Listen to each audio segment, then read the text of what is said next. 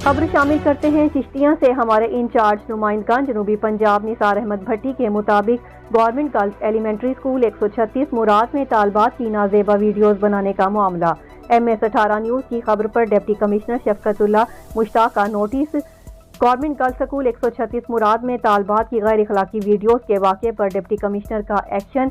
3 रुकनी inquiry commission बनाने का हुक्म।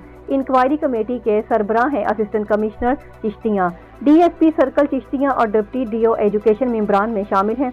कमेटी 3 दिन में इंक्वायरी रिपोर्ट डिप्टी कमिश्नर को पेश करेगी। MS 18 न्यूज़ ने गुज़श्ता रोज़ वाक़े के बारे में खबर नशर की थी।